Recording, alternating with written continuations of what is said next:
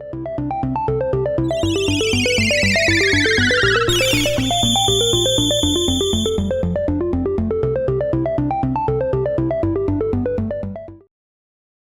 right, welcome back to another episode of Phoenix Edge. This is an RPG and gaming news podcast. My name is Hat. And I'm Eric. And today we are going to be talking about, you all guessed it, the Final Fantasy VII Remake again. There's been a lot of leaks surrounding this game that have come out. A lot of them are really, really interesting, so we kind of want to dive into what's been leaked, if we think these leaks are real, if they would at least be good ideas, and then what we might want to do. Also, one of our listeners, longtime listeners, Leon, he asks, do you think the Final Fantasy VII Remake episode will be linear, or are they going to be encapsulated games within the same storyline, but from different angles and or POV? Maybe different time periods, different main characters, or no main character at all, which is definitely a very, very good question. We appreciate that. So we'll be tying that into the leak discussion and addressing his question there. And then Project Prelude Rune Project Prelude Rune was canceled, along with the Studio Isotolia, which was set up for this game. So we want to get into that. And then finally, we're going to wrap things up with the Disgaea RPG studio. I know them as NIS. I can't pronounce the full studio name. I apologize about that, guys. But looks like they might be going under. They've ran into some financial trouble. So things are not looking too good, so we definitely want to address that. But before we get into all this, Eric, what have you been playing this week? Well, hold on one second here. And all right, go. Sorry about that. No worries. He's posting the links. I tried a couple different things. One of the things I'm about to talk with you in a moment for what you've been playing, but I've been kind of going around looking at what JRPGs I can play, and I thought I'd get back into Legend of Dragoon here. Classic. Yep, classic here, and I've been playing it on my Vita. Playing it on that, I kind of did a test comparison with the addition skills, and I can hit the timer on it just fine. Yeah. So I am playing it on that version, so it's all good. In terms of the game itself, it's a good game. It's a really good game, I would say. It's your basic turn-based battle type game, but it has a little shtick to it called additions, where you have to time your moves to do even bigger hits. Mm-hmm. And that's really the main gimmick of the game. Besides that, the battle system's very straightforward. Classic, random encounters, and whatnot like that. The story itself is it's a okay. very basic story. Also, yeah. It's essentially you are a character named Dart, and the village that you are being kept in was brought into flames because the Imperial Army were looking after a childhood friend of yours, Shanna. So you go out into the prison to go rescue her, and things do their old typical JRPG fashion. Stuff like the presentation and the execution of scenes are really good. The one thing that will really hold it back is actually the localization of this game. If you're really, playing I don't remember it being that bad, but it's been such a long time since I played it. It's pretty bad. Okay. It's not horrible. It's not like a dumpster fire or anything, but you notice how some of the sentence structures are just really weird. Those Ted Woolsey era type translations. Yeah. This one takes it a little step further. Like they gave some American 2 weeks to translate a 50-hour game. Yeah, I can think of a particular scene. I'm only a few hours in, so I can't recall too many moments, but one was when Dart is speaking to an injured man in the village that just got burned down. And the commander and two of his knights come to you, the invading knights. Yeah. And Dart asks, where have you taken Shanna? And they're like, oh, don't worry. We have taken her to Helena prison. But as for you, we're going to take you to Helena. But except for it being Helena, it's actually just hell. And the combat starts, and I was like, oh, God. I really hope most of the game is not like this. But Yeah. thankfully, it's far in between moments Yeah. like that. There's a little goofy mistakes there that sentences that feel out of place that seem a little robotic at times. But the game story itself, the scenes that are happening and the character interactions, I think are really good, and the music of the game complements it really well. Like it's a fun soundtrack. Not every track works well, Sure. but I always feel engaged, especially the battle themes. Yeah. They're really good. Yeah, which helps the fact that it's a little slow getting into battles. Yeah, yeah.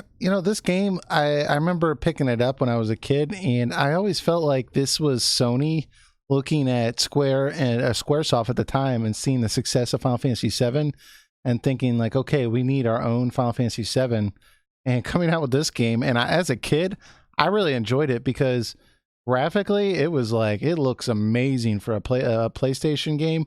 Like it's really, really good. And like you said, the gameplay and the music are really good too. So it's a very polished game, but it's been such a long time since I played it that I don't remember a lot of the issues that you brought up with the story and kind of the localization. But I've heard that from other people too, so I know it has to be true that if I were to go back now, certain things would probably stand out more than when I was like 10 or 11 and I played it the first time.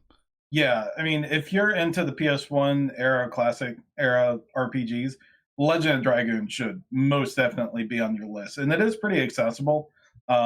If you have a PS1, it's pretty cheap online to find a used copy. You can play it on your PS3, PSP, Vita if you have access to the PSN store. To buy it, it's only like less than $10, I think, Hmm. and it's a large game. I would It's say 4 discs long, yeah. it's 4 discs long. I don't remember the last time I played it, but I think it's like a 40 or so hour game. Yeah, So it's you not. can, Well, it's. I think it's on the longer side, but it's not. It's not like a 90-hour game. That's for sure. mhm. Oh, If you want to do like 100% it, then yeah, you're gonna get up there. But just the storyline, the story campaign, I think it's about 40-45. I forgot to mention like another core part of the game, which is literally in the title, the Dragoon aspect. Your Oh yeah, character, yeah, yeah. your characters can transform into like this Power Ranger like Dragoon form, where Except everyone has like their own way respective cooler. color. Yeah, I mean cooler. And but that's where you get like where your magic comes from and your higher abilities. It's like your go-to thing a lot for like more like boss fight related material, Mm, or you're having a hard time getting through enemies. It's like a thing that yeah, can save you because it's only a temporary form, but you can do your biggest and most powerful attacks through it. So it's good to use it sparingly, but there are times like I remember when I first played it when I was younger, there's this boss that would like immediately kill your dragoon form if you decide to use it. yeah. And you're like, oh man, that's cheap. Yeah. When you get to the red, like he starts doing this like stuff that's just annihilating your party. So Yeah, I waited till he got to like close to dead. Then I got everyone on Dragoon and wiped the floor with him before he took off. Or he was able to do those attacks to wipe out the Dragoon yeah. form. But yeah, that's another core concept of it. But yeah, if you this like you said, Legend of Dragoon was a clear attempt from Sony to get in on that Final Fantasy pie that was highly That Final successful. Fantasy money, yeah. And That I Final think they Fantasy did a good Gill, job. I think yeah. they did a real good job of what they did. I don't think it's better than the PS1 Final Fantasies, maybe eight, but Yeah. this is I s actually one game I really wish they remake, like do a and reimagining of it. Yeah, and I see some people in the comments saying that too. Dude Magai says, "I wish we could see a remaster of Legend of Dragoon. Early 3D graphics and PS1 did not age well. Blah blah. Combat and story are good enough, but kind of slow. Translation was never needs to be done." And I think I saw one other person say that. Well, it was just Dude Magai then, but Mhm. he was saying more of a remaster version. But you think a remake might be kind of cool too? Either way, I think this game just need a little more polishing in the localization department, and Yeah, it's graphically. I mean, the backdrops are still very nice, but the 3D models themselves are a little very outdated looking. maybe not so much in battle, Yeah. but like there are a couple NPC sprites in the game that just straight out look like something came out of Bubsy 3D. Yeah. Like it's fine when they're far away, but if you Mhm. actually look closer at them, it's like wow, they put no effort. But um, Yeah. but yeah, it's a very solid PS1 game. If you're looking to add to your retro RPG collection, I think this is one. Yeah, for sure. It's a definite classic from the Sony catalog, and that was kind of strange that it didn't appear on the PS Classic. I mean, the fact that they own that game, but maybe the fact that it was so long, kind of, I don't know. It seemed like a no-brainer to me. But with that aside, it's currently on my PS Classic. Anyways, Your PlayStation 1 classic. my upgraded PlayStation Classic Hmm. with 100 PlayStation games on it. I'm glad you got your money's worth out of it. Yeah, that's Not fantastic. many did. Yeah. So on a separate note, I've been wanting to get back into Shadows of Adam. Let me pull up some of the gameplay here. So if some of you remember, a couple of months ago, I streamed the PC version, and then we found out a Switch version was coming out, and I thought, I'm going to wait on that version because this seems like a version of the game that I would want to play in portable mode on the Switch, as opposed to being locked down on my PC. I just kind of prefer these types of games, these retro-styled indie games, to be more mobile, so that way I can pick it up and play it for 10 or 15 minutes and put them down. It just feels better for me for pacing. So I was really, really excited to pick this up. It was $15. It came with their, I don't want to call it DLC, although that's technically what it is. But basically, this was a crowdfunded project, and they had a certain tier where if you got up to, if they got a certain amount of money, they would do an expansion to the game. And so fans of the game donated enough money for them to be able to do that expansion. So technically it's DLC, but it's not greedy DLC. So I'm all about it. But yeah, I mean, honestly, I have some things I like and some things I don't like about it. I mean, I think to do some of the positives first, I really, really like the art style. I think it really reminds me of me personally, Final Fantasy V to a degree. And then some of the character animations too, the way they express themselves and emote animation kind of really remind me of that style of art, which I really, really, really like. Yeah, Um, that's the first thing it reminded me of Final Fantasy V. Yeah, which is unusual because a lot of games, a lot of indie games, they try to go for like that Fantasy Star or um, the Chrono Trigger look, and you know you don't always see a game that tries to emulate a Final Fantasy V, and that, and at least in the aesthetic department, which is really really cool. Also, I thought the soundtrack is really really good. It's kind of interesting. There was two developers that worked on this game, and they, you know, they're doing it in their spare time, and one of them was a musician and a current musician in a military band. I don't know what branch. I think it's Army. I could be wrong on that. So he used his knowledge from that to be able to compose the music in this, and it's really really fitting for the vibe they're trying to give you, is that retro feel. So I think it's really really fitting. Most of the tracks they are really really enjoyable to listen to. And I think where this game really does shine for me, anyways, is the gameplay and in particular the combat. Basically, what they do is they kind of flip the turn-based system on its head a little bit, and they try to emphasize defensive types moves. Hold on, let me take this trailer off. It's only a minute long, and I'm getting tired of restarting the trailer while I'm talking. All right, there we go. So they use a percentage based attacks. So you'll have AP or attack points, and it's all based out of 100%. And like every type of move you can do that does damage will take a percentage out of that, out of your AP. And the only way to replenish that AP is to use defensive moves, right? So throughout battle, you're constantly trying to weigh, like, okay, do I want to, you know, do I want to use a spell that takes this amount of AP, or do I want to defend this round? And in order to continually put damage on the enemy, you have to strategically pick who's going to attack, who's going to defend, and then it really emphasizes party buffs. So, boosting attack power so that when you do decide to attack, you do more damage. And I've also noticed too, the enemies tend to do a little bit more damage than some other JRPGs. So you really do have to defend, because a lot of the enemies, you'll be dead in like 3 or 4 hits if you don't defend. And it's not difficult at all. It's really well balanced as long as you know how to play the game. And if you're a JRPG fan, you'll pick up on it real quick. It does a pretty good job of kind of easing you into it. But for me, it's just the gameplay and the art aesthetic and the music that are something that I really enjoy. I think that if I were to criticize the game at all, I don't even want to use the word criticize, but the story is a little bland. It's just kind of very tropey for a JRPG, a classic SNES JRPG, but it's nothing terrible. I mean, there's nothing in it that's bad. It's just, you're not going to walk away thinking like, man, like I really wonder what happened to Curtis, or it's just not something that you're going to play this game for.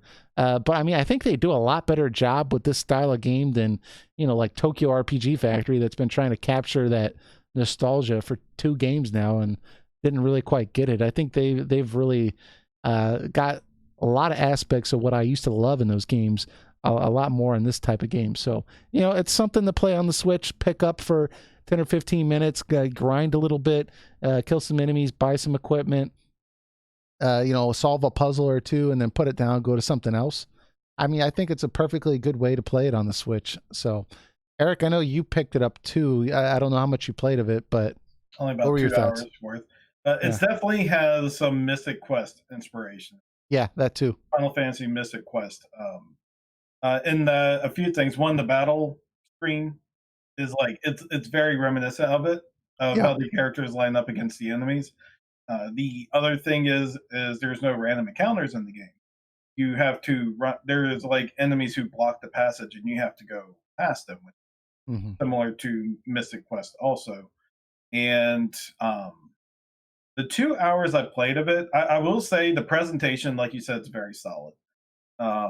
They did a really good job recreating sprites and at the same time found a way to make it feel modern at the same time. Like the animation, like when I went through like that big vine dungeon at the beginning of the game, like the animation and the plants I thought was really top notch. It's really like if they just kept the graphical look of Final Fantasy V all the way up to today. It'll be if they decided to do it like that, it would be similar. Look well, like they modernized it a little bit, but they didn't go. They didn't go overboard with it. It's still very much true to that style. Yeah, and I do continue. I do plan to continue trying it because I'm not at the point where I feel like I can properly critique the game yet. But the story and the motivation so far isn't really capturing with me. It feels like sometimes the game tries to simulate what makes JRPGs good instead of trying to create and make us remember why they're good, if that makes sense at all.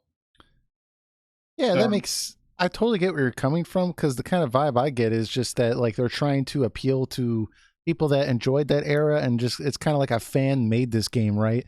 And like they're just kind of like, it's kind of like a fan cover of a song you really like. Like you're like, oh yeah, I know this song. Like it's kind of enjoyable, but it's not. They're not making their own all along the Watchtower or Stairway to Heaven. Like they're just they're just doing that song again, right? Yeah. So I want to get in the game a little more, just see where it goes with it, because I've played plenty of RPGs that have like slow beginnings or stuff that doesn't immediately capture me, but when the further I play, I get more invested in.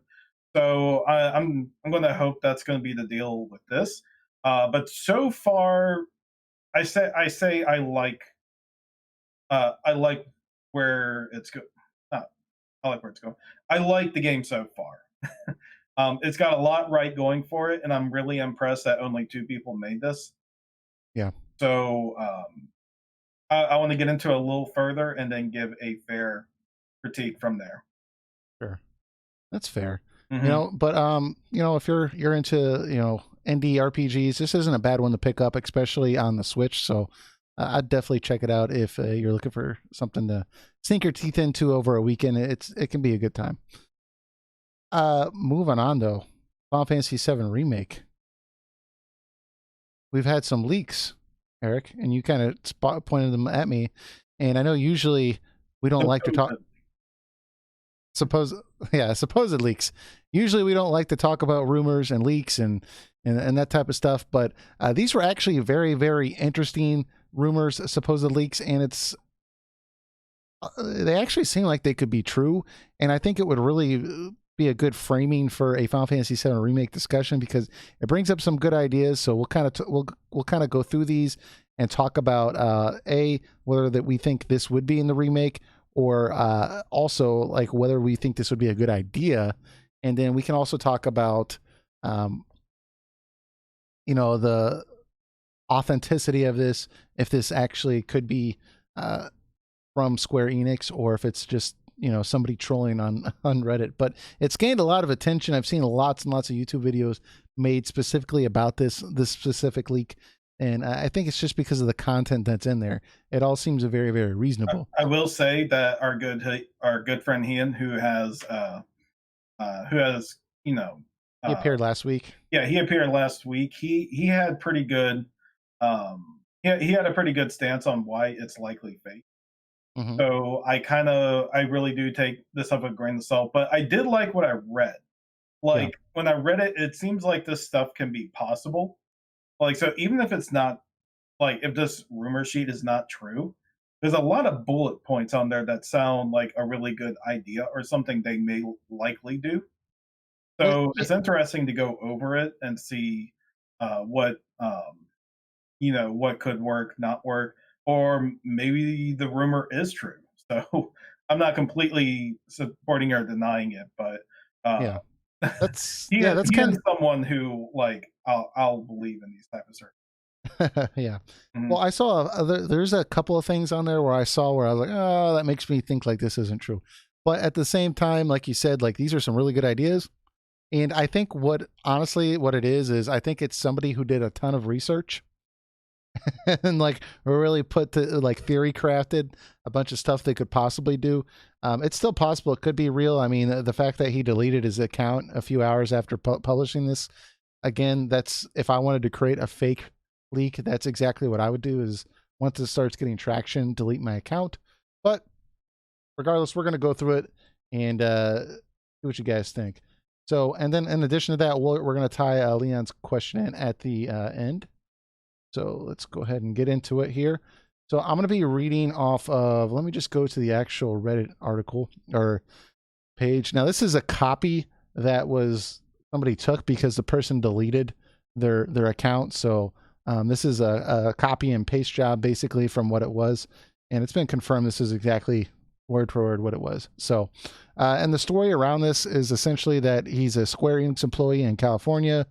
And he got this information from somebody else he works with higher up, and then I don't know, that's all we know. He deleted his profile afterwards.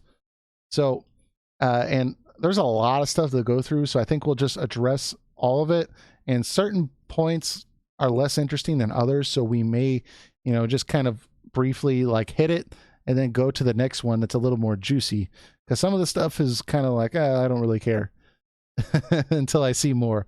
So the first big one, which is in fact probably one of the biggest ones, is the game is in fact 2 parts, and instead of 3, which is what a lot of people have speculated, because Katase compared it to the Lightning trilogy, meaning it's a trilogy, right? So a lot of people took probably more than they should have from that comment. But and the fact that people think like 3 discs in Final Fantasy VII, so obviously it's going to be 3 discs, even though like the 3rd disc was like the very end of the game.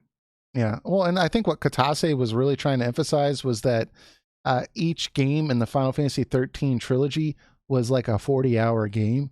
And he was trying to, because a lot of people thought like, oh, Final Fantasy 7 Remake, it's going to be episodic, like a Telltale game. Like you pay $10 and you play like 2 hours or something.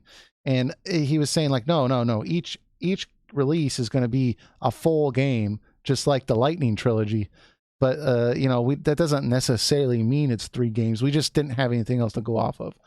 So this is saying that the game is 2 parts, which I like a lot better than 3 parts, because that means they're going to stuff it with like less padding, I think. But One thing they put on here is part 1 ends exactly. Well, hold on, before I say this, y'all, we're gonna have Final Fantasy VII spoilers. If you don't want us to spoil Final Fantasy VII, I'm gonna put the time codes in the description so you can go ahead and skip this topic. But we're just gonna spoil Final Fantasy VII, so I Game's apologize. 22 years, folks, and it's a big meme. So there's Yeah, no way you haven't heard of it if you're into the JRPG scene. if you go to buy this game on like mobile on your phone, like on the Play Store for like Android, like one of the screenshots it gives for the game is like Cloud holding Aerith like in the lake or whatever, like while she's dead, and I'm just like, Jesus Christ. Maybe he's teaching her how to float in water. Yeah, just he's like, just breathe, Oh, relax. She's really sinking. Oh boy, oh god. Okay. But Anyway, this type of like, if the story did split in two right here, yeah, like well, there would be a lot of content from let me disposal and let me after. say it real quick because I didn't say it. Part 1's supposed to end when Aerith dies, like she drops into water and then it's supposed to fade to black, essentially. So keep going. I'm sorry. But yeah, there's after that, I'm trying to think to myself, could you make 2 games out of 2 sections easily? I think yes, but there's a lot of not much. I mean, obviously, stuff's going to get stuff done, or like story's going to change in the remake and such, and probably to pay certain parts better. But there is a lot that goes on the second half of the game. Yeah. So I'm trying to think of how they can make like a more climatic finish to the first part. Because if it's like 2 separate games, then you kind of have to treat. I mean, I guess that's debatable too. But would each game have like a 3-act structure? Like, would there be a big climax at the end that ends the way it usually does? Will it get rewritten? Yeah, and that's one thing I've kind of wondered too. Is like for a full release of a JRPG, typically they have that 3-act structure, and by the time you get to the end area, there's the final boss's big dungeon, and there's all these crazy stuff going on, and it's just like, where in Final Fantasy VII could you break that off with the story as we know it? And as much as I hate the idea of them ending it on Aerith's death, and I can get into why here in a moment, I just think that that's probably the best place for them to do it if they wanted to do it just cleanly, because that's just what most people expect, and they'd be okay with that, I think. But from like a storytelling perspective, I'm like, man, that scene is like a motivation for like the second half of the game for Cloud, and like there's a lot of anger that fuels Cloud for the second half of the game, and like I hate the idea of us like having this break in between one game and then for me to play like 2 or 3 other games or more, however long it takes, and then having the second part come out, and then like they're gonna give me like a recap, like, oh yeah, remember like how invested you were in the story like 2 years ago, like get back invested, and I'm sure like I'll just replay the game before the second part comes out, but it's not, I don't know, like I hopefully like they can like kind of spice things up a little bit and find a different place to do it, but I don't know where else. I mean, that would be perfect, going into the City of the Ancients, and like that could be like the final dungeon area, and there's some sweet bosses in there and everything like that. So I don't know, guys. Square Enix would go out of business if they hired Gact again. Yeah, I see some people going wild in the comments. Heon saying the remake is clearly going to be coming out in 7,777 episodes, which if they had the balls enough to do that, I would be a fan. I don't know if I'd buy all of them, but first episode is free. You got to pay for the rest. Yeah, it will cost $7,777. I just hope for like the first game to end. Let's say that the 2-part thing is true here. Like, I want some kind of bittersweet, satisfying ending that technically is on a cliffhanger, but like you still feel satisfied at the end of it, like story-wise. Like what did we resolve at the end of this game? Like what did we accomplish? Yeah, similar to Empire Strikes Back. Like what happens at the end of that movie. I won't. I guess I won't spoil that because apparently we can't spoil things that are 30, 40 years old. But, um, but the way that movie ends is like you feel satisfied at the end of it. Like you know, there's more to come. The story isn't necessarily done yet, but it gives you that bittersweet satisfaction. That's And what I there's was a hoping little that bit of the game success too. Yeah. like I don't know, like I know after Eris dies, you have to fight Genova again. Like I wonder if they'll had that scene more out, or they'll just be a lot more dramatic flair when it happens. Yeah. But I do Well, hope they figure out something to uh, and make that a thing. I've seen some interesting rumors that have said that, with they've acknowledged they don't have any like firsthand knowledge about this. They're just speculating that since that is one of the most expected scenes in the game, that is most likely one of the most obvious places to not change it because it has to be in there. It's such an iconic scene that they can't have the game and not have her die, but to change the part where she dies, maybe make it later in the game or a different part in the game. I don't know if they could do that, but there is other options with that too. So, but I mean, in short though, like 2 parts for Final Fantasy VII, I could be okay with that because I totally understand, going from Midgar to Calm in Final Fantasy VII, the original, it takes like 9 seconds, but in the remake, it can't take 9 seconds. It's got to be a little bit of a trek because it's a different city, so you're gonna have to have different aspects of traveling that's just gonna take more time, and they're expanding Midgar, and they're having more story with some of the Avalanche crew and kind of fleshing out their characters, and there's a lot of new cutscenes and stuff like that. So I get it.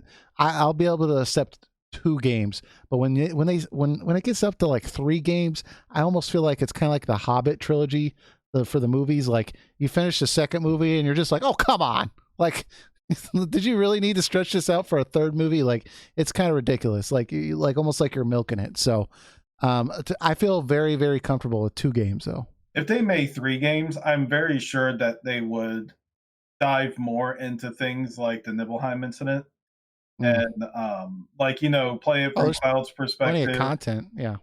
but then maybe it lets you play through Zach's perspective. Like maybe at the beginning of the third game, Yeah. you find out like you get more details on what really happened, or maybe while Tifa's trying to snap Cloud out of it, they get like the actual events, and maybe that plays a bigger role, and you see more through. Maybe you see through it again, except you're a soldier, like you're Mm. supposed to be, like not like soldier, like normal enemy trooper, Cloud enemy trooper. Seeing through that perspective or something. I don't Yeah. know, but they have to take a game that if it's 3 games and they plan to make a full game out of it, which we can maybe put in the 25 to 30 hour range at minimum. I would imagine. I think it's going to be leaning more towards like the 40 to 50 hour, to be honest. Because I like, Well, you have to turn a 40-hour game into a 100-hour. yeah, but like I said, just like traversing from area to area, the fleshing out Midgar. Midgar is actually not going to be 12 screens. It's going to be a full city.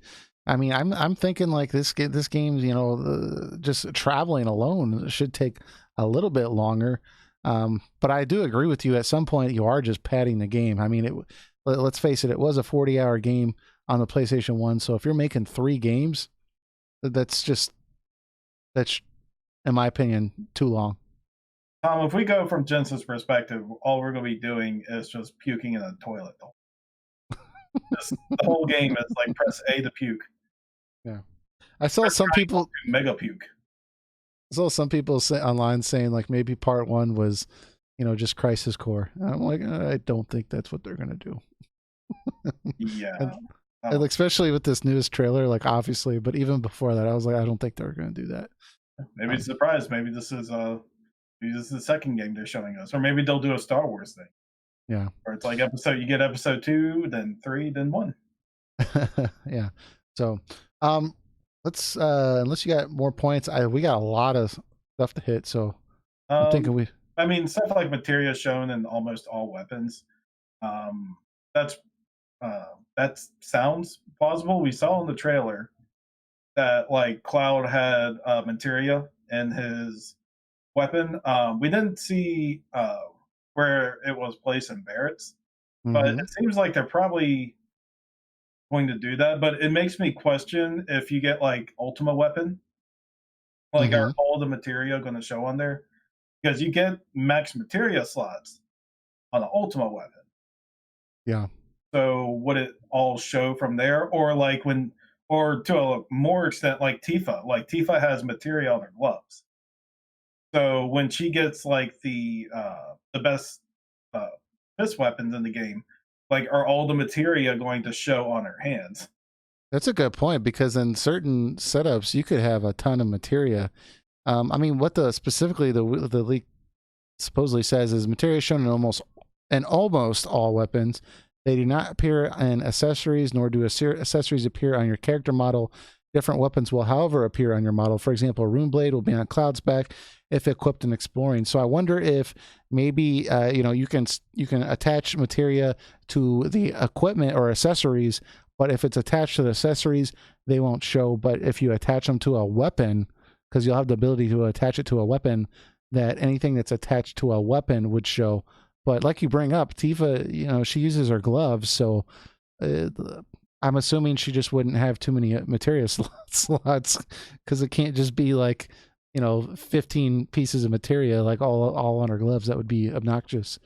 But this is Yeah, the type this is the type of leak where I look at it and I'm like, well, this seems reasonable. Like it doesn't seem like obnoxious, you know. yeah. So it's possible that may just be an aesthetic, Mm-hmm. but it could be. Maybe there's some workaround. Maybe they'll show like the first two materia slots and just like not show the rest of them. Or like in Tifa's case, they show like the four on there, or maybe like two of the same in each Yeah. hand. Maybe there's a limit to what they do, Mm-hmm. but I can see it going either way with that. Yeah. I think I mean, it'll be nice if they have that extra little touch. Yeah, for sure. I mean, I just from a like you said, a detail oriented take on it, it is kind of cool to see like your materia in your weapon. I think that's definitely a nice touch to detail.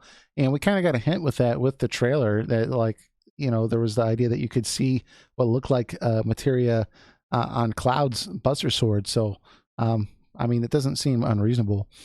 There's also different weapons have different triangle heavy hits. Does not cost an ATB charge. Buster Sword has Punisher Rune Blade, for example, has hold on. Different weapons have different triangle heavy hits. Buster Sword has Punisher Rune Blade, for example, has Cleave. It didn't really make sense. You use these heavy hits after a string of regular hits. Regular hits are chip damage, and the main damage will be from heavy combo finishers, and of course, the massive limit breaks. See, Again, go ahead. now this is to add on to what not making sense with the rune blade. I don't know if he's only just saying that to make an example, Yeah. but the rune blade wasn't known as a physical heavy weapon. It was known as a heavy materia weapon. So, I mean, though it looks like a weapon that can cleave, like it's not. It's more of a magic oriented weapon. Wouldn't you think that they would do something like more magic related for a rune blade? Yeah. That would make a lot of sense for sure. Um, But I yeah. mean, I this mean, example sounds plausible. I yeah. mean, that would be a really cool way to customize things. And if this was like a legit leak, maybe he just knows basically how it would work, and he's just like throwing an example he came up with in his own mind. Um, that's a possibility too. Doesn't seem unreasonable to me, but you bring up a good point. It says using magic will consume ATB along with MP, so you get more bars as the game progresses. I'm actually think that's a great idea, and I don't have a problem with that at all. And that seems perfectly reasonable to me that magic would consume from your ATB bar. It seems totally reasonable to me. It could be. I do wonder how long it would take to fill up a max gauge, or if there's like certain requirements you would have to have. Like, if you wanted to do a summon, you need these many ATB bars. Yeah. Well, magic tends to be fairly powerful in Final Fantasy VII, at least the original. So I could understand, like, I mean, even if you have the restriction being, hey, you're going to run out of MP, the fact that like you're just going to spam an enemy over and over and over again. I guess there's that balance where if you use it too much, you'll run out of MP. But we don't know if just running around will restore your MP, or if you're still going to have to use an ether, or whatever the case may be. So, I mean, when I read that, it doesn't make me. I think that's possible. So it could be. I just worry that if there was a system like that, yet like, will there be abilities to help you build up that bar faster yeah, than normal? So I guess we'll have to see on that front. It would make sense too if there's means to get the bar up faster. So while maybe one time it was hard to get 2 bars up, but now it's real hmm easy to get 2 bars up, but it's yeah, harder to get up like 7 to 8 bars. yeah, So it could be like that. yeah. I Um, could see a way they could make it work. Um, Next one is summons will what? work for the most part as cutscenes like the original. They do not fight with you on the field. There's one new summon, Amarok, and appears to be a wolf. Causes darkness in addition to damage. I don't know about the last part, but the first part makes perfect sense. Like the game seems to be set up to let it do that. Yeah. Well, and even the air mark or whatever. I was kind of looking that up, and the fact that it is a wolf, right? And the fact that and like Advent Children, I think they added on the wolf kind of deal onto his armor, kind of gave it the almost like that was kind of his emblem or his sigil, clouds. It kind of makes sense that they would kind of put that in there into the remake. Oh, I never thought about that till now. It seemed kind of random until you just brought up his Advent Children thing. Like, oh, Yeah. Yeah. So I think when I read stuff like that, I'm like, I don't know if this is actually a leak, but if it's not, this person really put some thought into it, because like that actually would be thematically, that would make sense, you know. mhm. So um here's a big one that I thought was interesting. This um one I have a hard time believing. okay, it says the overworld map is almost seamless. This one I agree with you. I have a hard time believing. There are some zones, there will be roads and methods of transportation. It is open world. Vehicles like the tiny Bronco work almost exactly the same, only being able to go in lighter water. There will be items available occasionally on the field. Chocobos will, of course, be obtainable after the farm. I have problems with this, but if this was actually how it operated, I think that would be really, really cool. But I don't know. Like, I'm not a game developer, but uh, my first problem with this is just like I haven't seen, like, from everything I've heard, Unreal Engine is not really. I'm not saying you can't make an open world game with it. Obviously, I'm not a game developer, and I've kind of Googled this a little bit, and I see people are working on open world games with it, but like traditionally, that's not the route you would want to go if you're going to make such a massive open world game. That's not probably the best way to do it. Again, I could be wrong on that, but I've seen that in various different places over the years. People have said that, and it seems to ring true from what I've seen. And then the other fact of it is, like, if they did restart development on this game, as far as a year and a half to 2 years ago, or whatever it was, back when they announced that it was pulled from CyberConnect 2, I that's a lot for them to do. And I just like I just the fact that, like, and I know 15 had issues with Final Fantasy 15 had issues with the Luminous engine and getting it to operate correctly, and there was all sorts of technical problems, and a lot of that would put like bottleneck development. But I mean, I don't know, man. Like the fact that like they would make it so large, it just sounds really, really expensive. It sounds like it would take a lot of time to work on, and I don't know. Like, again, we don't know when this game actually is coming out, but it sounds like it's coming out fairly soon. There's So one primary problem with the open world the way he explains it. yeah, Um, and it's one very key thing, and that is this is made on the Unreal Engine.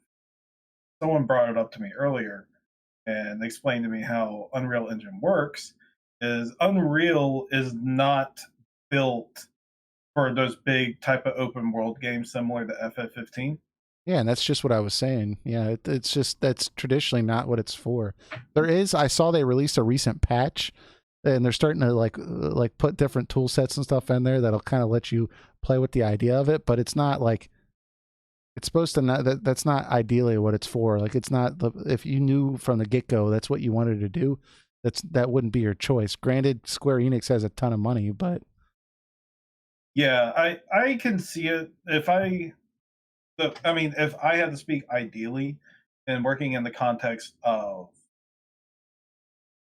the Unreal Engine, the two ideal ways I'd like to see it is either do it similar to Dragon Quest 8 and 11, where mm, you're traveling through lands and stuff and zones, but you yeah, are going to a destination, and by the end of the game, you can get on the high wind and travel the world and go to drop off points of the game to get to certain parts in the map that you want to, which I thought was a brilliant design in hmm, in the Dragon Quest game. yeah. And the other way would be I don't know if you ever played Nino Kuni 2. No, I haven't. How they do the world map is the world map is like more traditional type, like PlayStation era type world map. But the cool thing about it is when you get into battle, what it would do is it would zoom down on the map and your character would be in the battlefield. Uh, and after you fight and defeat the monsters, then the camera would zoom all the way back up and you would be traveling on the world map again, like a seamless type deal. Yeah. I mean, if they could incorporate that, that would be really, really cool. The kind of the direction I was thinking was more like and it's similar to Dragon Quest 11 is the Final Fantasy 12 route where, it's just a series of zones, but it is generally open. It's just zoned maps, right? But they're large maps. They take a long time to traverse. They're well designed. They're interesting. They have a lot of weather effects and stuff like that, so it feels very vibrant. But it's not just like, well, here's a giant map, and you can just press the up button on your controller, and Cloud's gonna run for 45 minutes. I don't, I don't know. I just don't think they're gonna do that. Um, so, Yeah, but yeah, and there's I think zones will be a lot like Kingdom Hearts 3 also. yeah, that's a good idea too. It'll probably be a little bigger than Kingdom Hearts 3, just by like the nature that how like battles and stuff will go from what we see. But it does seem like it's going to take a very similar route to Kingdom Hearts 3. Like Yeah, if you're like in a dungeon or particular place, but I'm kind of putting my money on the Dragon Quest 11 type deal here. I could be dead wrong. yeah. They could just have like just a horrible idea of doing this, but See, I didn't have a problem with the Dragon Quest. I love Dragon Quest 11. I didn't have a problem with that at all. But I do see there are some alternative opinions with that. Tom W says if it's Unreal, that makes me scared. Dragon Quest 11 is horribly optimized. Gonna need a beefier rig if I'm gonna play this. Gina says hi, by the way. What's up? Then Hyun says play it on PS4 like it was intended. Obviously, I think he's joking here. But yeah, so I mean, not everyone was a fan of that, I guess, but I do think they went that route. I would be okay with that. yeah, me too. Um, By the way, Gina waving her hand there, that's my fiance. oh, I was like, who is this person? But hi, You think we get new people around here? we got a new listener. All right. Mm. But yeah, I mean, if it was open world and they found if with all the things that we just said aside, like all the technical difficulties and just like how powerful is my system and like all that crap, like let's say all that was not an issue, and like they just made an overworld map of Final Fantasy VII. Like I think the story itself would like really be perfect for an open world game because most of the game you're just searching for Sephiroth, and like that's a very, very enticing storyline for an open world game, because you're just going from area to area and finding clues and kind of solving quests when you show up, and like it's not really a structure that needs to be linear and its make to work. I think it would work fine as an open world game. Obviously you'd have to be pointed in a certain direction. It can't just, I think like there should be some natural barriers. I don't think you should be able to get to Cosmo Canyon before you get to Calm. Like, obviously there's oceans and rivers and stuff. So they can direct you that way. But I do think if technically if there weren't some obstacles to overcome, I think that they could make it work and it could really be interesting. Yeah. This is probably the biggest question people have. How is this game set up? Like, how is it going to work? Are we going to get a traditional world map? Like, I really wish they'd just come out and say, "Oh, it's doing this. We'll show you more later." But I know that they're saving stuff for like the June thing, but I guess in a way this gets people talking. So, dude, how cool would that be though? Because you already know that they're expanding Midgar like a lot, right? So let's say it takes you 12 or 13 hours just to get through Midgar, and you spend all this time in this very linear structure of the game, just like the original, but even longer. And you think like, oh, the whole game's like this. And then finally you leave Midgar and suddenly it's like completely an open world game. And you're just like mind blown. That would be sick. That would be awesome. They won't do that, but that would be awesome. Yeah, like I said, I mean, we're excited for it, and it drew me back in after I stopped really caring about it. But I still say temper your expectations. It's still Square Enix, and I'm still waiting for them to say something that will, spark a controversy. Spark a controversy with everyone. They'll probably like cancel the game on its anniversary or something. Yeah, it's like happy 20th anniversary from FF7. We canceled it. We removed Sephiroth from the game. Which, yeah, that's a joke, but it could be true because they did that for the FF15 DLC. They're not about doing this, apparently. Yeah. The funny thing is, we're not joking. Anyways, so yeah, there was that part which was pretty interesting if they could go that route. Next one, they have a really hold on, let me just pull this up. You have it up on your screen? Yeah. Okay. I mean, we can trade off if you want. You want to get the next one? Sephiroth is very limited in what is shown of him until the Calm flashback. Before this, you only hear his voice or see glimpses of him during Cloud's breakdowns. Seems possible. And we saw it in the trailer, and that, Cloud has some kind of... Well, Cloud has one of his breakdowns, and Sephiroth appears there. We don't see Sephiroth, like, the front of him. We only see, like, the back of him. Yeah. Which I guess would be okay, but I still like the idea that he's like that we don't see him really until the Calm flashback. But I guess this is okay as long as it's executed well. Mm-hmm. Because the whole cool thing with Sephiroth is how we first, in a way, encounter him. Like at the Shinra headquarters, the prison doors open, there's a whole trail of blood and like dead people all along the way. Yeah, you're just like, dude. Trail is in the back. Who President did this? Yeah, it's crazy.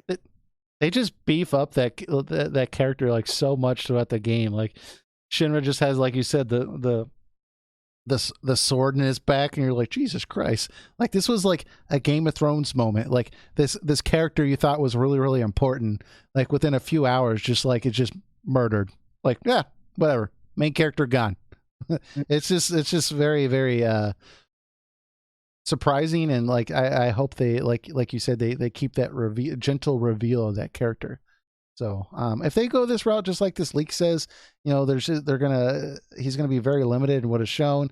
If they like show like little shadows and like his voice, etc., and like his Cloud's little breakdowns, I guess I'm okay with that if it's well executed. So I think every scene he in needs to be significant, in a way Yeah. because I've always compared between Sephiroth and Kefka.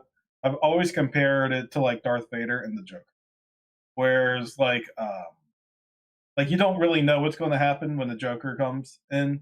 Something good may happen, something bad may happen, mostly bad, but how it happens, like you never know. And Kefka has that unpredictability. Sephiroth, on the other hand, is like Darth Vader. You come in, you know stuff's going to happen. You're scared. You know, you get goosebumps when he comes in.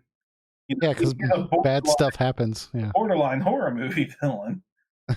Yeah. And like I want that feeling every time. Like I really hope they don't drop the ball on that Yeah, like, or try to too hard to give some form of humanity to him during it. Like he's like full on psychopath. I want the world.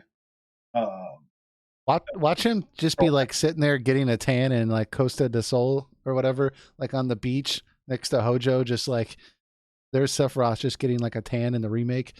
Like that would just destroy that character, you know, in any kind of menacing way if they just do some silly scene like that. So. yeah. So I hope they know how to handle that character well. Yeah, I think right up above that we actually skipped one, but I thought it was kind of interesting, and we were kind of talking about it before. But it says they have really made an effort to make each town feel lived in, and feel like there's a reason why each place is like the way it is. Each town is very unique from the last. Cosmo Canyon and its occasional dust storms are a stark contrast to the streets of Midgar. Upper Junon feels much more like a military installation than Midgar as well. Again, this is information that I feel like we kind of already had because. Yeah, like they were talking about this, how one example they gave was Aerith's house in Midgar doesn't make any sense because there's a river that goes around her house. And in the PlayStation 1 game, you leave that screen and there's no more river. And it's like, where is this river coming from? And you never see it again. It looks like an unusually large river. It doesn't make any sense, but you don't recognize it because it's a PlayStation 1 game. But in a remake, it would be a little more obvious because you'd be able to see where the river goes. The draw distance would be like much further. It wouldn't be just a little map, you know, like it would be very, very noticeable. So they're going out of their way to kind of polish off little things like that and make it seem a little more alive, which I think is really cool. I like how this leak, supposed leak anyways, brought up Cosmo Canyon and like occasional dust storms.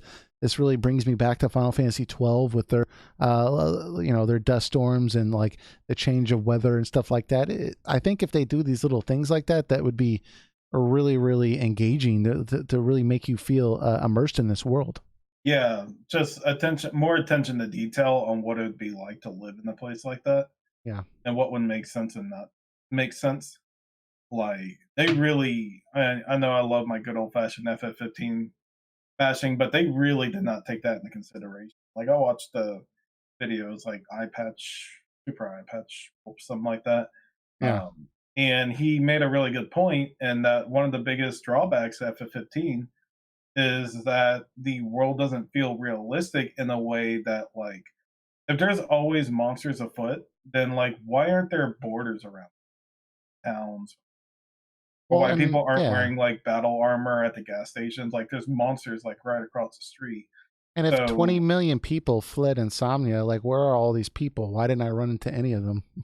yeah, so like it's really weird that they have these type of places. And while you have Dragon Quest 11, and Which was they did a on really point. good job in this, and that they have like border, like they have borders and stuff in their place. It's like it seems like they did a much better job in imagining what it would be like to live in this world. And I really hope they take that into stronger consideration when making this, which I don't think it'll be too hard because I think the original game already accomplished it for the Mm, most part. So it's really just being faithful to what the original did in terms of that. yeah. Yeah. For sure. Um HP uh, shown during the state of play yep. is not indicative of what their HP should be normally during those times, simply for dev showcasing. I was wondering that myself because there was like fairly early scenes in the game and you saw Cloud with like 13 or 1500 HP, and I was thinking to myself, like, man, how long is it going to take us to get to this point in the game? Is this kind of an indicator of how much additional story they're adding to the beginning parts of the game? Where if, when you just get to the sewers of Midgar, you have 2200 HP. Like, well, that would be like 15 hours, or 20 hours. How much are they padding to the game? But I guess he's just saying, hey, it's just a model they're using to show some gameplay, and they're not going to have Cloud with like 200 HP. So that makes sense. Yeah. Oh my God, this was one of the bigger ones. There will be demos on the game floor with a PSN demo following shortly after for people at home, directly after E3. PlayStation Plus required. If that occurs, I will be a PlayStation Plus member. That'll be interesting because usually Square Enix packs their demos in another game they want to get out and sell. So that would be unusually generous of them if they offered a FF7 remake demo. But maybe this is like an exception and it's like more of like an apology for taking so long with it. But I don't know. This one's a little hard to believe. I think it's very possible that could happen, and it'd be really nice if it did, but I wouldn't count on it. It just doesn't sound like something Square Enix would do. Yeah, I mean, I do think that it's definitely possible and very, very plausible that there would be a demo on the game floor at E3. Like, I could see that, but just giving a demo away, I mean, that's not really. I mean, I guess maybe. I would just think the temptation to tie that to another game that they're releasing later in the year, maybe Oninaki, the Tokyo RPG Factory game that they're publishing. Like, I mean, they could if they put a FF7 remake game attached with that game on the PlayStation 4, that game would sell 1 million copies easily. So. Is there any major Square Enix game coming this year? And not particularly from their Japanese. Like any major Square Enix game coming out this year? Like that they're making like, because I know that the Avengers game is coming, right? But I don't think that that's like kind of genre conflicting. That's not really like something you would want to attach. And like that's not really the same deal. Let me rephrase that question. Like, is there any RPG coming out? I mean, we have the Dragon Quest 11 8/16-bit, but that's coming out on the Switch, so that's obviously out. I don't know, Kingdom Hearts 3, that would have been a perfect opportunity. Yeah, 2019. What's Square Enix releasing in 2019? Just Cause 2, Kingdom Hearts 3. Well, Phoenix does bring up a good point. 15 had 2 demos. I mean, it's not implausible that they'll have one. I just think that, like, okay, like, let's say that Square Enix is going to have a 7 remake demo playable and on June 10th, so in 20 days. If it's along that far to where they can have a demo on June 10th, like, I just feel like, what if they put an extra push? They could have had one out with like Kingdom Hearts 3. I mean, I know that was like 4 months ago, but like, if they could put anything together, like, that would have just been perfect. Man, you know what would have been a real. What's that? If that Left Alive game that got Joker? Like horrible reviews. Oh yeah. What if they packed the FF7 remake demo with that? What if they packed it with like that one game they released, the Quiet Man, that like no one bought ever? They did something similar back in the early 2000s. Unlimited Saga was an awful game, but the reason it sold so many copies is because it had a demo of Final Fantasy X-2 in it. Yeah. And so, as much as I love Dragon Quest VIII, they put a demo of Final Fantasy XII in there to incite people to play it. And unfortunately, that seemed like a necessary step because Dragon Quest is getting more popular in the West now. But back then, it was a hard sell for people. Yeah. Well, I mean, we got a Final Fantasy 15 demo, if I recall, in Type 0, right? For the remaster. Mm-hmm. So, I mean, I think that that's just an easy way for Square to make extra money. Like, I don't see why they would just give it away for free, especially for like, or only to PlayStation Plus members. Like, I just feel like that's an opportunity to make money, and there's already a substantial interest in the demo. So why would you just like basically like give it away when you could just make a ton of money elsewhere off that? Um, I so say do the free trial of PlayStation Plus, then play the demo, and then immediately unsubscribe if you don't have it. yeah, You can do that, but that would mean you have very limited time to what you can play with it. yeah. So I mean, if they do that, like I'm gonna try to take off work the next day after the June 10th presentation, just in case something like that did happen. And like I would just spend the whole day just playing that demo. That would be awesome. I'm sure the demo would only take like a half hour to. Yeah, I can't see them putting very much in there. Although the fact that we spent 3 hours talking about a minute-long trailer, and it wasn't like we were like padding it. Like there was a lot of stuff for us to go over, man, and a lot of like things you could like, you know, like what does this mean? What does that mean? It was a really good discussion. So I could only suspect, a half hour. That's a lot of content to, you could explore like every little room and little nook and cranny, and what's this little carving on the wood in the wall? Like there's all sorts of stuff, little Easter eggs you could probably find in there. So. Oh, we got a lot more bullet points here, so let me let me see Yeah, if go I ahead. can skim through these kind of. Well, Monster redesigns for a lot of enemies, but most will remain recognizable. Some do not make an appearance. For example, there's the ghost enemies in the train yard. that's fine. I don't have any thoughts on that. Yeah, I mean, monster redesigns are going to be given. They're going from 32-bit Yeah. to, I mean, that's a given. Shinra headquarters won't have quite as many floors to explore, but more to do on the floors you do. So it still feels like you're fighting through a lot to get to the top. That sounds like it could be true. Yeah, I know that Katase supposedly he was asked in an interview a couple of months ago. Are you actually? I think it was like 7 or 8 months ago. But somebody asked him, "You're producing the Final Fantasy VII remake. You originally directed it. Are you making any part of the game? Like, are you working on developing any parts of the game?" And he specifically said, "Yeah, like I'm leading the team that's designing the Shinra headquarters." I think specifically he mentioned like 2 floors, but so I mean, hey, it's possible they could do that. Would make sense to me. Yeah, I mean, I guess you could get rid of that floor. That's like a treasure room floor, the mini game thing.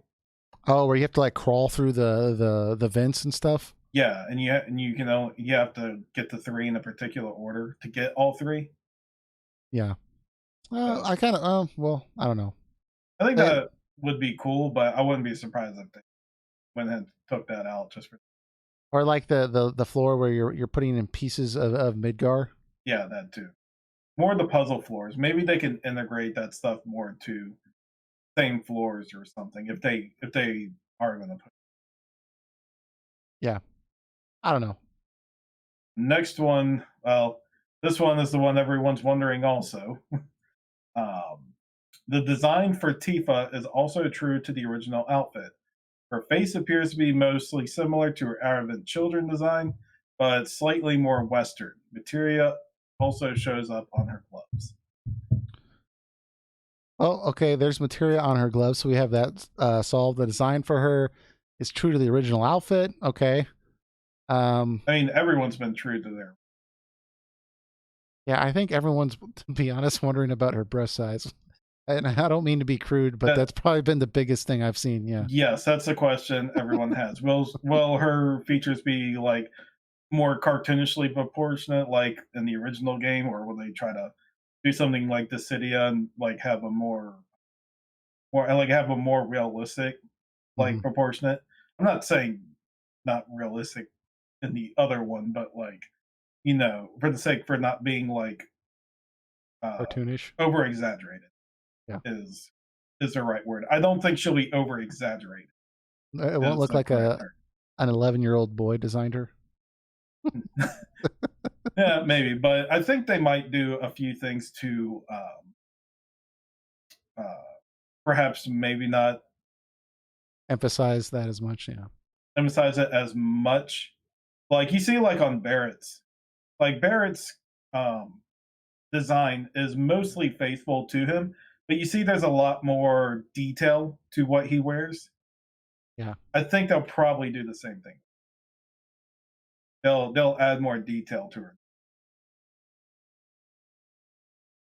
I don't know. I'm excited to see her. I know like a lot of people. There's a lot of anticipation, so I definitely think we'll get to see her at E3 this year. So I mean, I'm sure there's a specific reason they they hid the design of Tifa, because that's one of the big that's gonna be one of the bigger announcements when they in June. well, yeah, and given the fact that how much there was the controversy around the fact that Aerith's model slightly changed, like people were comparing her face to like the original like model and saying like, oh, it's longer and like everything, like they're getting like really minute with their criticism. So I think they kind of realize, okay, like Tifa needs to be her own set of drama. Yeah, I saw that. That was such a weird criticism that people are saying Eris's face is not long enough. I'm like, really? I'm like, I didn't even think about that. I'm like, Or like I think it was the exact opposite, that like they made it more long. And I'm like, this is like a realistic looking Aerith. Like you can't, they're like comparing it to like the original model with her like praying. And I'm like this is like 20 years apart in technology. It looks pretty similar to me. Just make her head proportionate to her body and she'll be fine. Yeah. Well, they also made Barrett smaller because he was cartoonily big. So yeah, what are you gonna do? It's fine. It's not gonna ruin the game. I mean, Barrett's still big. Yeah, he's still huge. The guy's still obviously on steroids, but you know, he's not like, you know, cartoonishly big. Yeah, where his like his biceps like the size of like Yuffie. Yeah. Speaking of cartoony, like Kate Sith seems to be pronounced Ket Sith, but has undergone no major design overhaul. Yeah, I have a problem with that. That can't be true. It's such a preposterous character. Yeah, I mean, Moogles don't really have that much to their design to begin with, so I can't imagine it being too hard to just replicate that. What I do hope for is that like the animations are more toy-like. Like it's not like in Dirge of Cerberus, like it's weird. It's like it was like the way Kate Sith walked, it was like a real cat. Yeah. But this is like a toy. And I didn't believe it was a toy until it like got knocked apart. So I do hope that they do like something to better emphasize that this is like a giant toy type of deal with Kate Sith. Yeah. I don't know. I just think that character, like I could see ways, like you said, to make the design work and everything, but like it just that original character in the original game was my biggest problem with 7, and I didn't have very many. That's one of my favorite games, but like if I had to pick a criticism, it's just that character, the fact that it was like somebody remote controlling like the character, and like it was just silly. Like how did I don't know. What I did like that they did in the compilation is that they had Kate Sith walking around by himself or getting on Red 13's back, stuff like that. I actually like that, and I think the remake would do itself service if they had him walking around normally, but then like summon the Moogle when it's like battle time. Yeah. Then like pull his microphone out, like commanding the. That could work that way. It's a little bit more realistic than, you know, just. Yeah, I could see that. I think I hope that's one part of the story though, his specific plot line too. Like I hope they rework a little bit too, because I just, even when I replay the game, I cringe a little bit when, you know, Kate Sith takes part in, you know, abducting Marlene, and then like Barrett's pissed off, and then like, I don't know, Kate Sith's just like, yeah, but I'm staying in the party. and like no one ever addresses it. No one's like talking crap to him. Like it's just like they just kind of like accept it, and I just didn't seem right to me. that part in the game. So I hope they kind of rework his story and it makes a little more sense. Yeah. I think they'll give a little more time to introduce characters this time because, like, even playing through FF7 again recently, like, it was really weird that he just joined. He's like, something about me just tells me I have to join you. And of course, we find out later it's because he's a general spy. Yeah, But nobody suspected that. but how he works himself in is not very believable. Yeah, But that's for sure. speaking of Golden Saucer will have some games that are not playable yet because they're essentially replaying a part of a later story mission. Some will be playable right when you arrive. They want it to feel more grand to provide a break from the main story beats while still eventually having to incorporate the story into it later. So just like the original. Makes sense to me. You That's couldn't fine. play you couldn't play the snowboarding or the submarine until you did those parts of the story. They just said they're out of order. Yeah, and that's fine. I don't see a problem with that at all. So I wonder if he's more alluding to the two separate games mm, that like they'll transfer like the gold saucer stuff over and the gold saucer will be the same, but I'll have more games available in the second game. yeah, I mean, it says that they will have some playable games when you arrive. So I mean, it's not completely void of content. So yeah, I don't know. I don't really have an opinion on it. I see it says Red 13 has clones Cobalt 14 and Indigo 15. You must fight before he joins your party in Shinra headquarters. I thought this was kind of interesting because from what I was reading on the wiki, uh, initially, and they cut it from the game, but I'm pulling it up here. I'm just going to read this quick thing right here. It says Red 13 was planned to be the focus on a cut subplot. After being captured by Shinra, Hojo would have produced several clones of Red 13, which would have had blue and purple fur and been named Cobalt 14 and Indigo 15, respectively. After defeating them, the party would be confronted by two more clones, and a battle would ensue, where the party would fight both the clones and the real Red 13, and be forced to figure out which was the real thing and avoid killing them. Though the clones would be defeated, Red 13 would have the party spare them as they were the last of his kind beyond him. Cobalt 14 and Indigo 15 would later reappear in the final dungeon, partially mechanized, determined to prove themselves superior to the original Red 13. So apparently there was some form of this in the original that was cut, and it doesn't seem unreasonable that they would add like another subplot into that. Although I think it really worked that Red 13 was kind of connected with the whole Save the Planet plot line and like, you know, really like trying to prove himself as a warrior. It seems kind of weird that they would kind of throw that subplot in there as well, but it definitely looks like something that would be plausible. Yeah, you said that was supposed to be in the original game and they cut it out. According to FinalFantasy.fandom.com wiki for Final Fantasy 7 Red 13's character, that's what it says. Yeah. Huh. Which I did not know. Like I googled these two characters and that came up and I was like, oh, that's interesting, and that I could definitely see how that would be a typical Final Fantasy plot, because you kind of see that in Final Fantasy X with Kamari, and you know he runs into his you know arch enemies that say he's not really a warrior and he has to prove himself. So it seems kind of similar to that. Yeah. So I don't know. I don't know how to say about that. It would give Red 13 a little more to do past his story arc in Cosmo Canyon. Yeah, because after that he kind of takes a backseat for the rest of the game. Mm-hmm. Oh. Sid does not appear to be smoking, but you see evidence that he does. He is clearly upset with Shara, but toned down the aggressiveness as they felt it was unnecessary. This I can definitely see. I just want them to say, "Get my goddamn tea." Yeah, I think the localization helped, and also that they made him very More, aggressive towards her. yeah, Towards he's Shara. kind of a dick, actually. Yeah, Yeah, I mean, and he should still be like a dick, but like I think it would be better if he was like more passive aggressive than just like over the top aggressive. with her.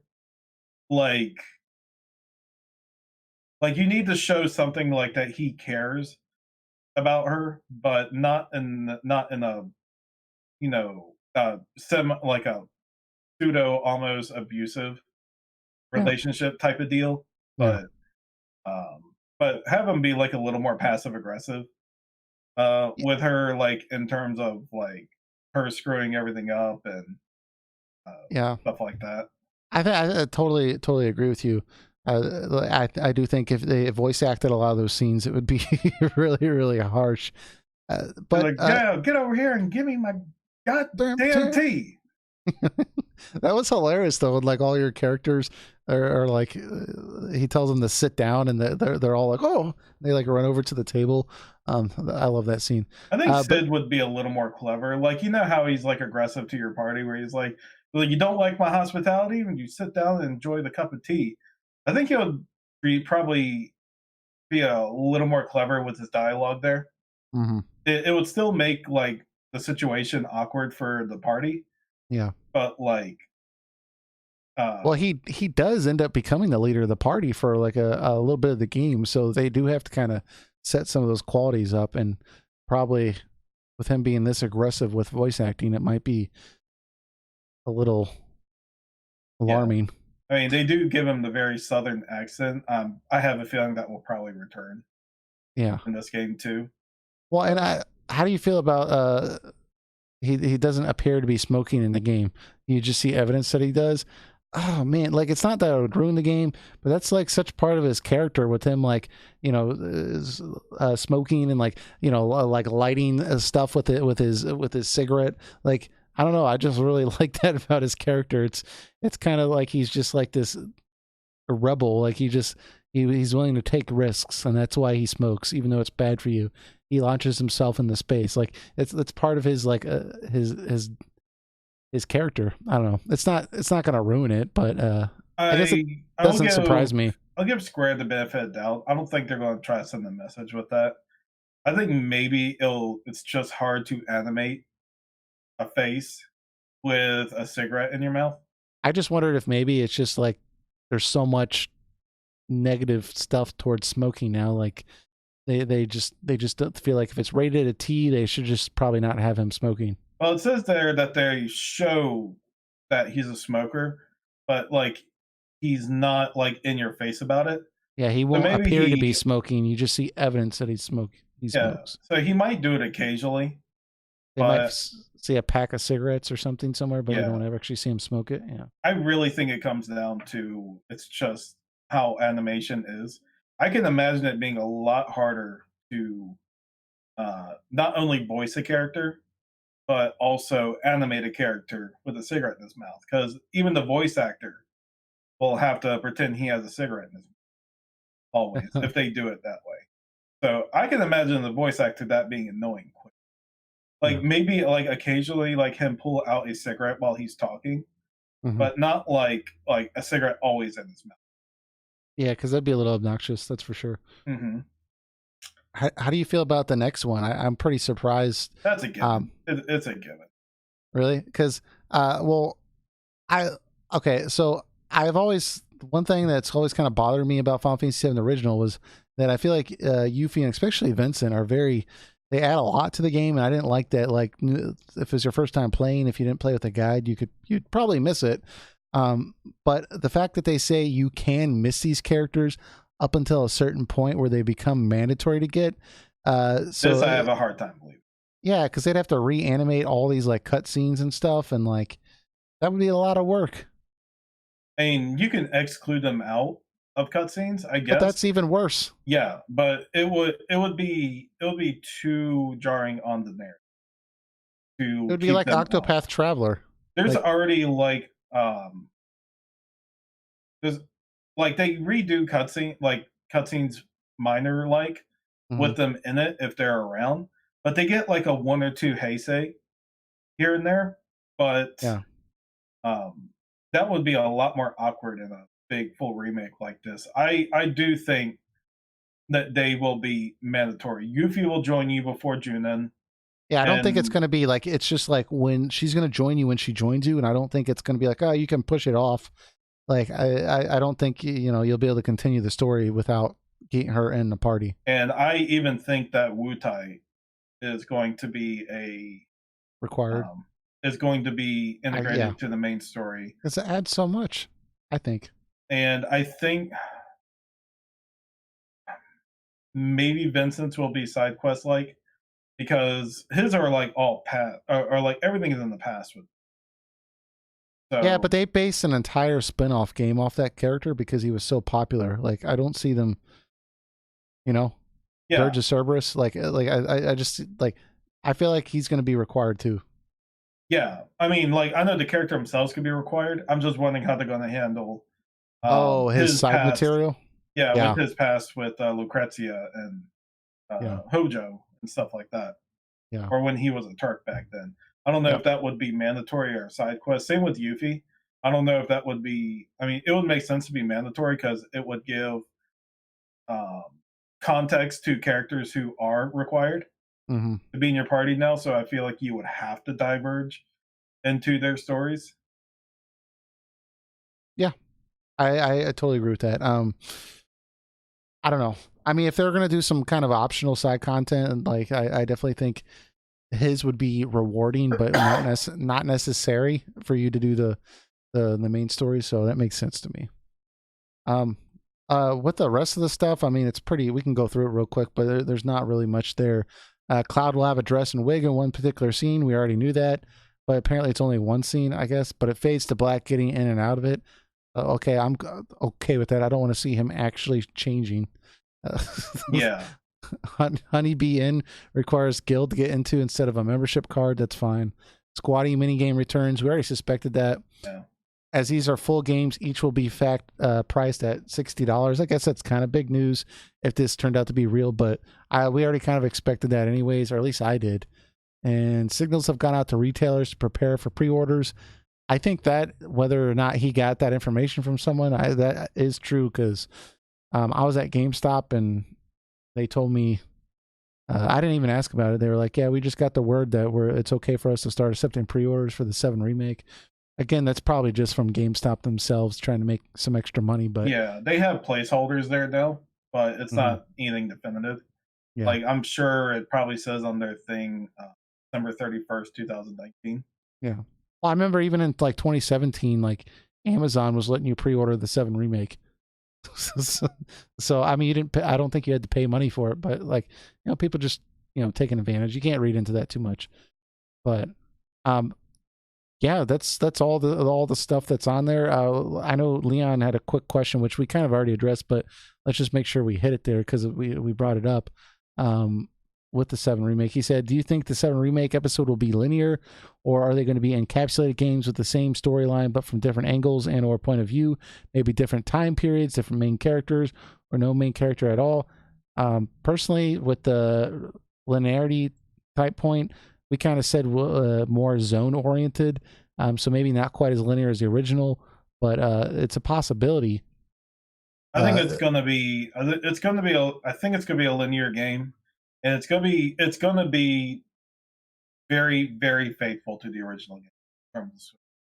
I think. I think they're going to add a lot more to it to um, diverge into it more, like certain things that maybe we didn't get enough of in the original game. Mhm. But I don't think they're going to stray far from it. Don't think they're going to do like a multiple perspective. The most I could see from that maybe is like maybe when we get like a past sequence of Vincent as a Turk, or Well, maybe get Zach's perspective of the Nibelheim incident. well, I mean, clearly we're gonna have. Well, I would suspect we're gonna have the deal with where Sid becomes the leader of the party, right? And because Cloud's in a wheelchair, I think that like you'll have instances like that, but I can't see them like you were pointing out doing something that different where they're. I mean, I don't know. I guess they could tell if like Barrett's telling a story, like you might be able to control Barrett back in time and stuff like that, but I don't know. I don't think it would be a major part of the game. Yeah, and I wouldn't I leave do it think, above Square Enix, but I highly doubt, especially since it'll be a multi-part game, yeah, that they're going to add things like episode Barrett, episode um, the Turks, episode like insert side character not in the party here. that would be, yeah, and we've seen that kind of brought up online a lot. People pointing out that like these would be perfect character DLCs, just like 15, and hopefully that's not the case. They don't do that, and that would completely suck. And yeah, like Kingdom Hearts 3, they were very minimum on the DLC. I think maybe on the DLC side, Final Fantasy 7 Remake may have like added boss fights. Yeah, Like if we're waiting for the second game, maybe they're going to be like, we added this dungeon or stuff to the arena that you can fight to hold you over till the second game. yeah, they could do something like that. I mean, if they announce on June 10th, here's the trailer for Final Fantasy 7 Remake. Oh, by the way, we're gonna have a movie come out before the game. I'm gonna lose my mind, not in a good way. So there's a lot of things they could do that would make me upset, but I don't think they're going to do a lot of that nonsense with this. It just doesn't seem like that's the route they want to go. Pre-order at GameStop and you'll get a discount on the Yuffie DLC. And they'll Oh just god. be able to recruit. Well, oh, That would I be don't even fun. want to think about that. Yeah. But Um, take the rumor with a grain of salt, big grain of salt. There's already been some evidence to disprove the theory, so don't expect these things to pop up in the game. yeah. This just Um, seems like a very well researched plot, like a theory crafting. Like this seems like something like Final Fantasy Peasant would like spend like 12 hours like researching and then be like, well, they could have, the wolf symbol and that could be a new summon because in Advent Children he used to wear like these seem very well researched ideas, but I'm not sure if I believe that like all this is like being leaked from somebody at Square because it's very odd that suddenly we have this trailer and like all these leaks start coming out. Like, I guess it's not, you know. the absolute truth only comes from Square Enix. Yeah. So, like I said, all this stuff sounds like it could be true. Um, and there's some stuff in here too that's pretty much a given. Yeah. Um, like monster redesign or something like that. We know that's going. And it's Yeah. always possible more summons could be added to Yeah. on top of that. So Totally for sure. But anyways, so that's our discussion on these leaks and stuff surrounding that. And we had a really good question from Leon. We do have two other news stories. We're probably going to go through them fairly quickly, but they are smaller in nature. So let's get to this next one. I'll pull it up on the screen here. We have Project Prelude Rune and the Studio Isatolia, which was set up for that game. Both have been announced to be canceled and closed. This is something we were already kind of speculating on because a couple months ago, Hideo Baba released a statement that said, as of today, with the change in Studio Isotola's management policies, I have resigned at the company as president at the end of December 2018. Make the way for the new generation of talent. And I also resigned from Square Enix at the end of March 2019. I'd like to express my gratitude, blah, blah, blah, blah, blah. So we kind of suspected since this was his baby and the fact that he was leaving the company, like it kind of looked like, okay, like who's going to work on this now?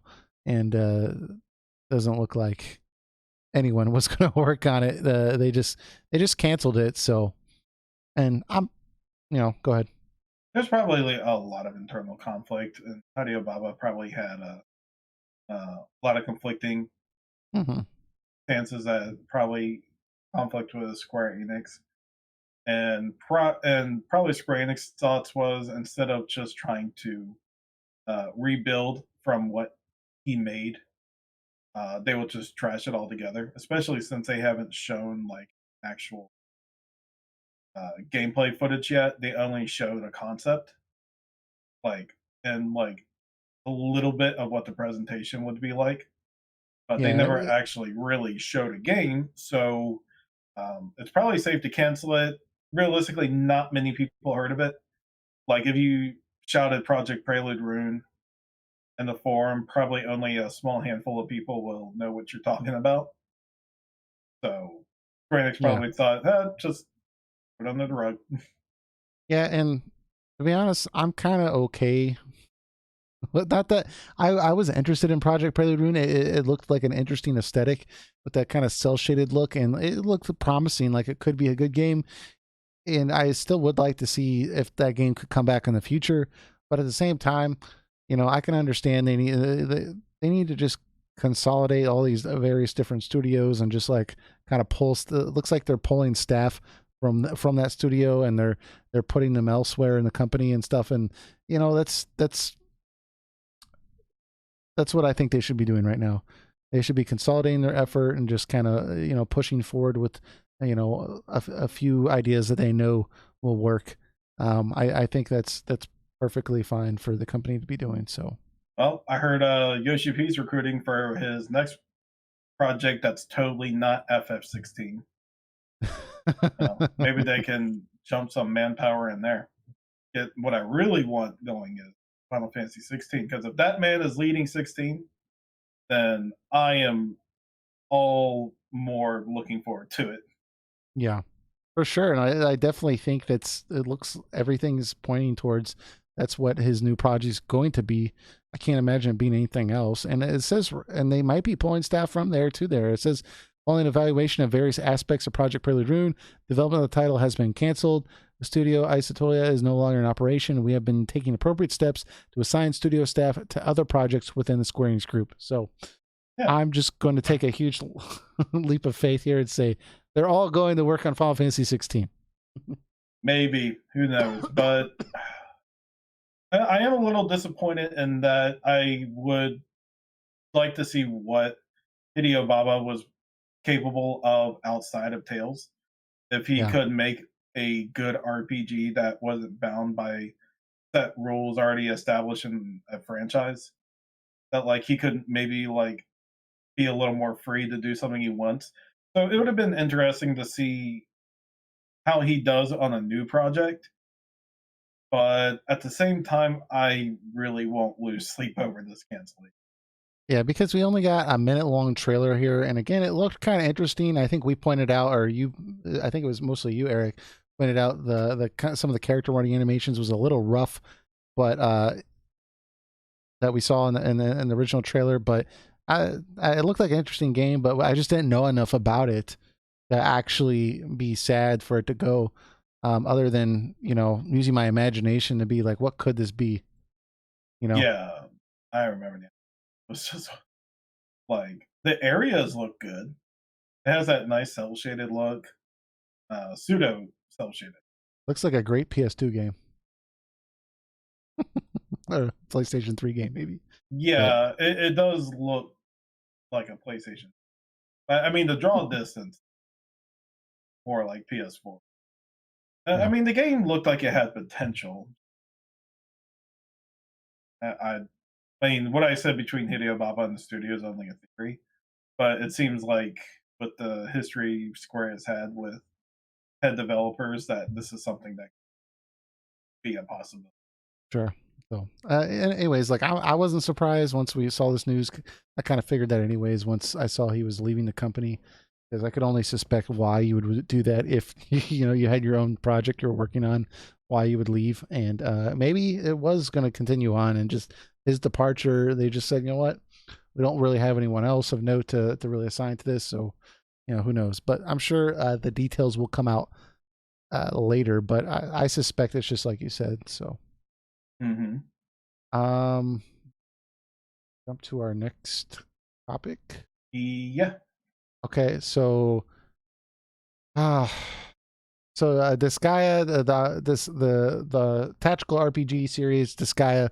It's not everybody's cup of tea, but I enjoy the games.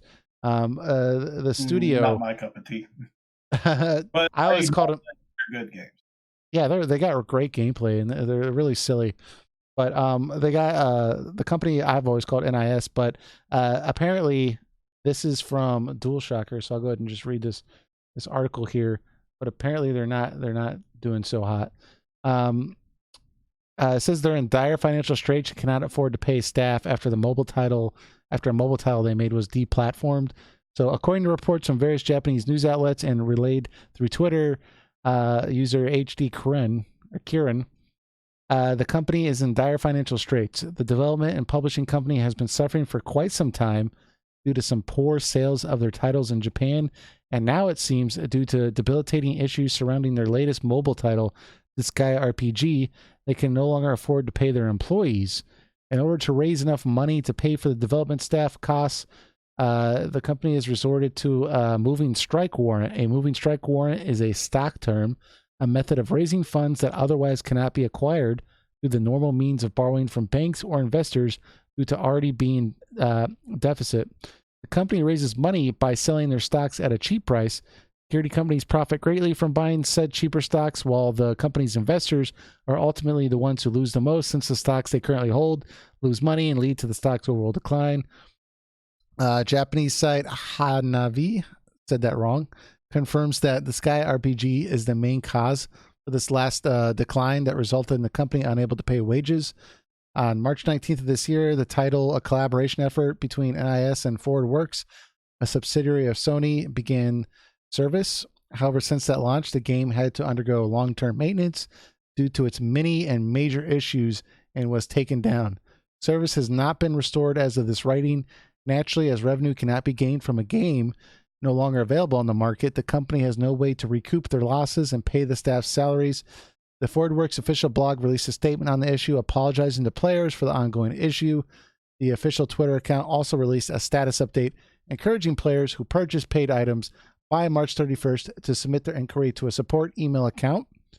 Considering this tweet came out on May 17th, a full 2 months after the game launched and shut down, it seems all parties involved are reluctant to refund the money. Moral of the story, stop making these mobile games. I guess you need to know your audience, and when you're in a highly saturated market like this, like, what is your game doing that the others are not? Like, Disgaea is a popular series, but guess what? Final Fantasy is a popular series. Yeah. Dragon Quest is a popular series, especially in Japan. And you got all these other franchises coming in, and people are already spending money and investing in these games. They're not, chances are they're not going to want to jump to yours unless you have something really special that's going to make people jump over. Like Nintendo is Nintendo, and they have their brands, and like people will jump to those Nintendo franchises. Like Final Fantasy is a big house RPG. People are going to jump to those games easily. NIS, they make good games, but they're for very niche crowds. Yeah, I mean, like, look, I'm all about the story and RPGs. I love the story, and I have a hard time sometimes when stories don't make sense in RPGs. I am not about that with the Disgaea series.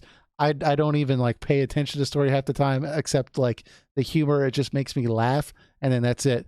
But dude, I've spent like countless hours just grinding, listening to podcasts or like watching a movie, and just kind of grinding and like just going into like the item world and like seeing how far I can get and like buying new equipment and like leveling my characters up, and like it's just like so much content, and it's like a lot of fun from a gameplay perspective.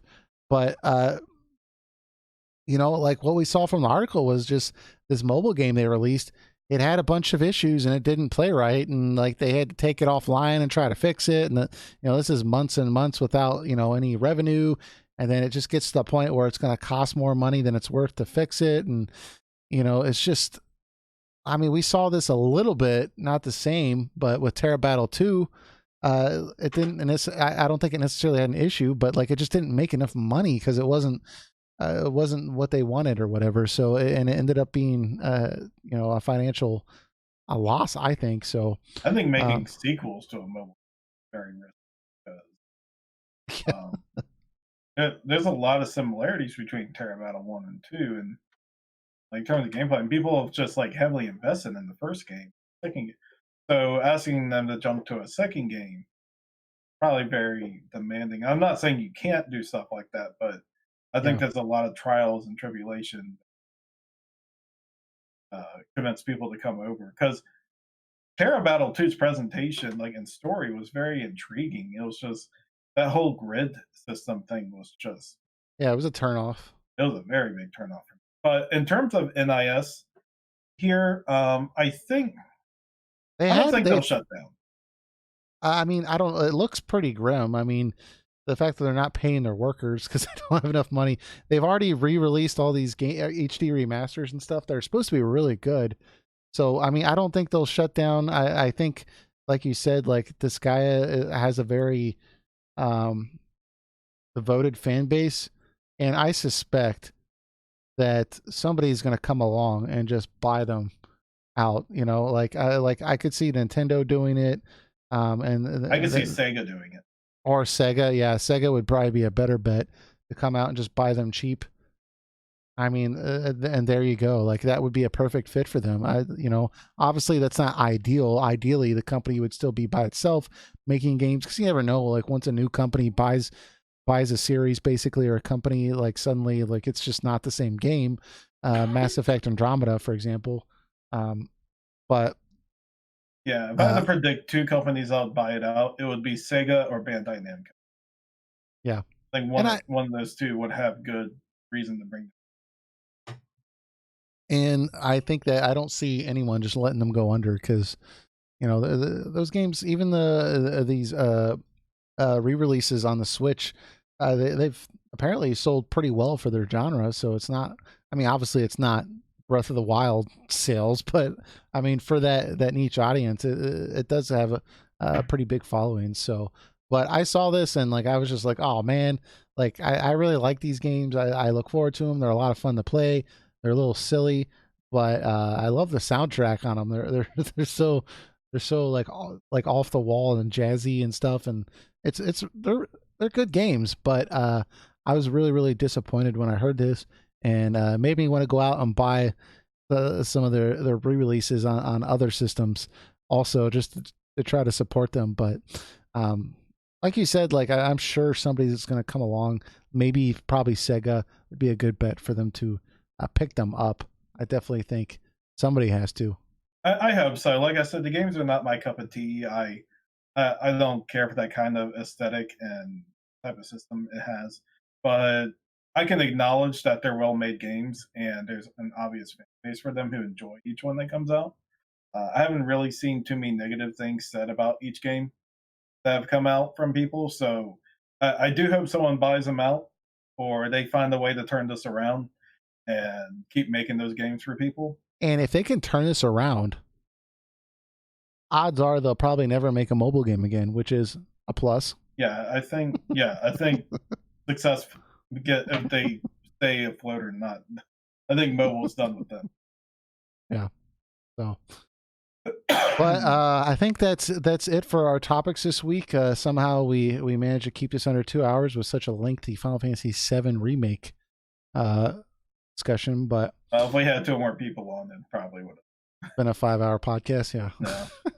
But we're looking to do more of that in the future, having more people on. Again, we'll have Doom Guy back on. We'll have Hyun back on for some other discussions. But I know y'all have been putting a lot of questions in the podcast questions on Discord, and we are looking at those. We go through them every week. We try to pick 1 or 2, but keep asking questions on there. And we even got some back from like mid-April that we got to get to. So probably next week we'll try to get through 1 or 2 and just kind of get through at that pace. But please keep asking them. We really appreciate it. Yeah, maybe a little more of the topic or like the main topics or news a little weaker that week, and maybe like you said, probably like 1 to 2 per episode. Mm-hmm. Yeah. So we'll get through it, and I think with that we'll have to wrap it up here. But thanks guys for checking us out this week, and make sure you like our video on YouTube. That way it can get shared and we can get some more people on Discord and have some greater conversations. But other than that, we will catch you all next week. All right. Take care, everyone. Daisy.